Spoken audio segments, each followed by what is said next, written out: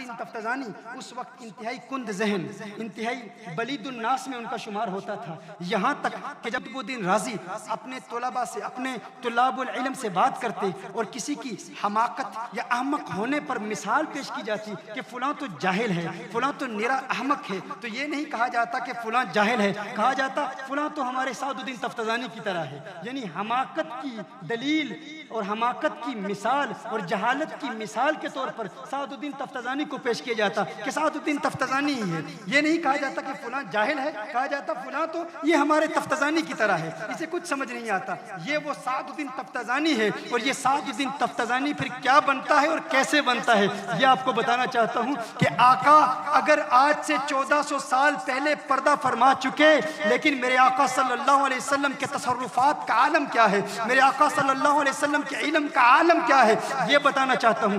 آج سے تقریباً 800 سال پہلے امام تفتزانی رات کی تاریکی میں اپنے کمرے میں بیٹھا، کتابیں سامنے رکھی ہوئی ہیں، مطالعہ کر رہا ہے، بار بار کتابوں کو مطالعہ کرتا ہے. لیکن چونکہ امام تفتزانی کند ذہن تھے، اتنے سمجھدار نہیں تھے، حافظہ بھی انتہائی کمزور تھا، امام تفتزانی بار بار کتابیں پڑھتے ہیں، سمجھ میں کچھ نہیں آتا، پھر کتابیں کھولتے ہیں، زبانی یاد کرتے ہیں، مسائل کو سمجھنے کی کوشش کرتے ہیں، لیکن کچھ بات ذہن نشین نہیں ہوتی.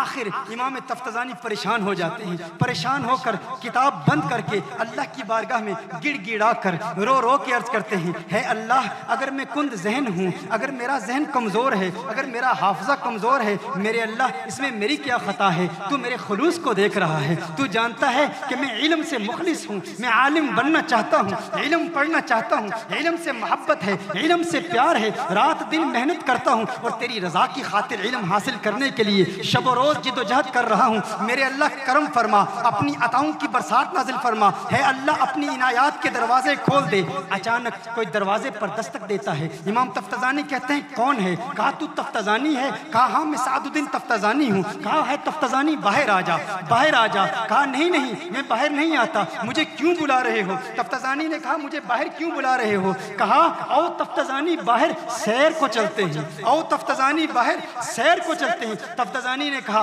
مجھے سیر کرنے کے لیے نہیں بنایا گیا، مجھے تو علم کا خادم بنایا گیا ہے، میں تو عالم دین بنوں گا، علم دین پڑھوں گا.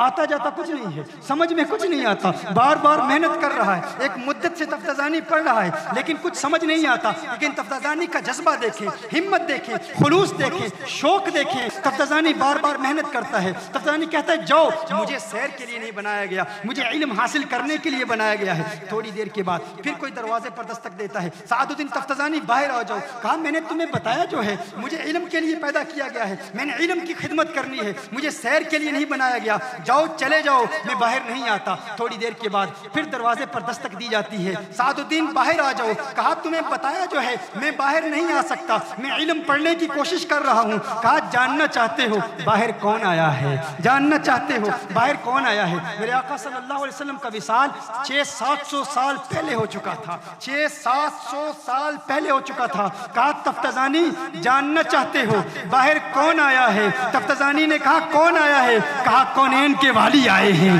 خسرو خوبہ آئے ہیں، سیاہ لامکہ آئے ہیں، نازش ہر دو جہاں آئے ہیں، وہ جن کے سبب یہ ساری کائنات بنائی گئی، وہ آمنہ کا لال آیا ہے. تفتزانی حیران پریشان، تفتزانی سب کچھ بھول گیا، اپنا جبہ بھول گیا، اپنی دستار بھول گیا، اپنی کتابیں بھول گیا، کتابیں وہیں رہ گئی، جوتا تک نہ پہنا. تفتزانی فوراً وہاں سے اٹھتا ہے، باہر جاتا ہے، آقا کا دیدار کرتا ہے. اب تفتزانی کو کسی کی خبر نہیں. ارے جس کی وجہ سے پوری کائنات میں علم کی خیرات بڑھ رہی ہے، وہ مدینے والی سرکار آ گئی ہے، وہ آقا آ گئے ہیں. پہلے تو تفتزانی کو کوئی علم سے جدا نہیں کر سکتا تھا، لیکن آج جب آقا خود آ گئے ہیں، تفتزانی کی کتابیں وہی پڑھی کی پڑھی رہ گئی. تفتزانی باہر جاتا ہے. آقا آپ نے کرم فرمایا، آقا آپ نے کرم فرمایا. بتانا چاہ رہا ہوں کہ آج سے 700 سال پہلے اکابرین کے عقائد کیا تھے، ان کے نظریات کیا تھے، ان کے اعتقادات کیا تھے. یہ بریلی کا عقیدہ نہیں ہے، یہ ہند کا عقیدہ نہیں ہے، یہ اسلاف کا عقیدہ ہے. اعلیٰ حضرت نے انہی عقائد کو پرچار کیا، انہی عقائد کو پورے عالم میں پھیلایا. آج جب ہم ملک شام کے علماء سے ملاقات کرتے ہیں تو وہ بھی کہتے ہیں بریلی میں ہے کوئی محدث جس کی کاوشوں سے آج ہمیں بھی علم کا وہ نور مل رہا ہے جو شام کی کتابوں میں نہیں ملتا تھا، جو ازہر کے علماء کی کتابوں سے نہیں ملتا تھا۔ ہاں، اس امام نے ہمیں بھی علم دیا ہے۔ بتانا چاہتا ہوں یہ عقیدہ ہند و پاک کا بنایا ہوا نہیں، یہ عقیدہ ہمارے اکابرین کا ہے جو انہوں نے قرآن و سنت سے سمجھا۔ تفتازانی آقا کا دیدار کر کے کہتا ہے یا رسول اللہ کیسے آنا ہوا؟ آقا نے فرمایا ہے تفتازانی منہ کھول، منہ کھول، منہ کھول۔ تفتازانی منہ کھولتا ہے، تفتازانی منہ کھولتا ہے۔ آقا اپنا لعاب دہن تفتازانی کے منہ میں ڈالتے ہیں، آقا تشریف لے جاتے ہیں۔ دوسرا دن ہے، وہی کتاب ہے، وہی سبق ہے، وہی مدرسہ ہے، وہی درسگاہ ہے، وہی استاد ہے، قطب الدین رازی ہے، سبق پڑھا رہا ہے۔ قطب الدین رازی کہتا ہے میں پریشان، ارے کیا ہو گیا؟ جس طرح ایک سانپ اچھل اچھل کر اپنے مخالف پر حملہ کرتا ہے، آج تفتازانی علمی نکات پر ایسے حملہ آور ہوتا ہے، اپنے مخالف کو جھنجھوڑ کے رکھتا ہے۔ ہے تفتازانی کیا ہوا؟ قیامت آ گئی، تو سو رہا ہے، میں سو رہا ہوں، ہوا کیا؟ تو بلا کا آدمی بن گیا، تو اتنا بڑا عالم ایک رات میں کیسے بن گیا؟ تفتازانی نے کہا اے استاد راز کی بات ہے، تنہائی کی بات ہے، سب کے سامنے نہیں بتا سکتا، علیحدگی میں بتاؤں گا، انفرادی طور پر بتاؤں گا، راز کی بات ہے، سب کے سامنے نہیں بتاؤں گا۔ استاد نے کہا اے تفتازانی آ پھر مجھے بتا۔ استاد بھی کلاس کو چھوڑ کے تفتازانی کے ساتھ ایک دوسرے کمرے میں چلے جاتے ہیں۔ اے تفتازانی بتا ماجرا کیا ہے، ہوا کیا ہے؟ تفتازانی نے کہا کیا بتاؤں ہے استاد، کیا بتاؤں ہے استاد، کل رات میں نے پکارا تھا، کل رات میں نے پکارا تھا، کوئی آیا تھا، کون آیا تھا؟ میں شعر میں بتا دیتا ہوں، ایک ماہ مدن، ایک ماہ مدن، ایک ماہ مدن، نورانی بدن، نیچی نظریں، سب کی خبریں، سب کی خبریں، ایک ماہ مدن، نورانی بدن، نیچی نظریں، سب کی خبریں، وہ دکھا کے پون، وہ سنا کے سخن، مرا پھونک گیا سب تن من دن۔